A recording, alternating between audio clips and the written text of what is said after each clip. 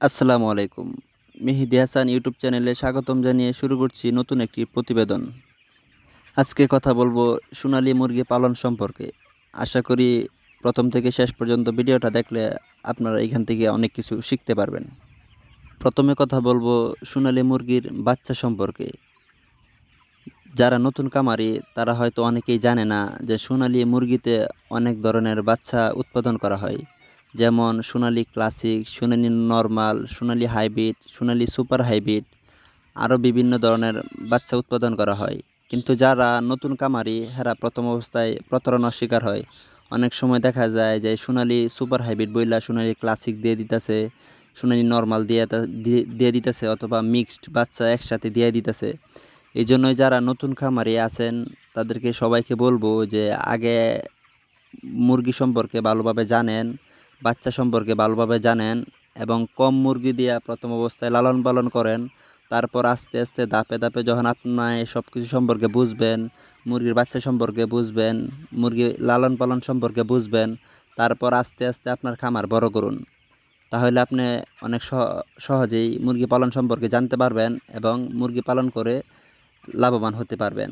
আর যদি প্রথম অবস্থায় আপনি কোনো কিছু না জেনে না শুনে অন্যের কথা শুনে ১,০০,০০০ লাভ, ২,০০,০০০ লাভ মানে কোটিপতি হয়ে যাইতেছে, এরকম লোভে পইড়া অথবা কারো কথা শুইনা খামার না দিয়া আপনি নিজে প্রথম অবস্থায় কম কম পালন করে আস্তে আস্তে অভিজ্ঞতা অর্জন করে পরে আস্তে আস্তে বড় আকারে খামার করেন।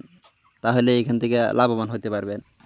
আর যদি আপনি সোনালী পালন সম্পর্কে না জেনে অনেক বেশি আকারে শুরু করেন, তাহলে দেখবেন আপনি অনেক ক্ষতিগ্রস্ত হইতেছেন, অনেক টাকা লস হইতেছে। আমার এখানে মোট ১৭০০ মুরগি আছে। আজকে এগুলা সেল করে দিছি। বিক্রি করছি ৳২০৫ কইরা। নেক্সট কোনো ভিডিওতে কত টাকা লাভ হইছে, কত টাকা লস হইছে এর সম্পূর্ণ একটা ভিডিও আপনাদেরকে দেওয়ার চেষ্টা করব ইনশাল্লাহ। অনেক ভাই আছে ফোন দিয়া বলেন যে ভাই আমি নতুন অবস্থায় একটা খামার করতে চাইতেছি, তো আমি কোন মুরগিটা দিয়ে শুরু করব, কোনটা দিয়ে আমি লাভবান হতে পারবো অথবা সহজে লালন পালন করতে পারবো।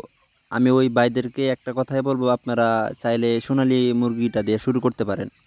কারণ সোনালী মুরগিতে রোগবালাই অনেক কম এবং পরিশ্রম অনেক কম। তাই বলতেছি নতুন খামারির জন্য প্রথম অবস্থায় সোনালী মুরগি দিয়ে শুরু করাই সবচেয়ে ভালো হইব। যারা নতুন খামারি আছেন তারা সোনালী মুরগিটা দিয়ে শুরু করতে পারেন। সোনালী মুরগিতে একটাই সমস্যা, সেটা হইতেছে বাচ্চাটা সিলেক্ট করা। কারণ নতুন খামারি প্রথম অবস্থায় ও বুঝতেও পারে না যে কোনটা দিয়ে শুরু করব। আমার মনে হয় যে সোনালী সুপার হাইব্রিডটা দিয়ে শুরু করা ভালো, যেটা আমি বর্তমানে পালতেছি। আমি এটা সম্পর্কে জানি।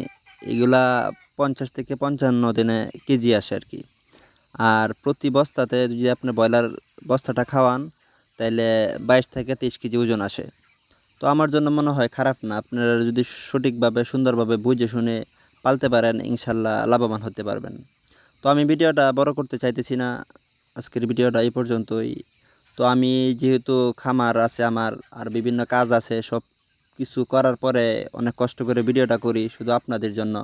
তো আশা করি সবাই সাপোর্ট দেবেন, ভালোবাসা দেবেন এবং ভিডিওটা শেয়ার করে দেবেন এবং আমার পাশে থাকবেন। তো আজকের ভিডিওটা এই পর্যন্তই। সবাই ভালো থাকবেন, সুস্থ থাকবেন। আসসালামু আলাইকুম।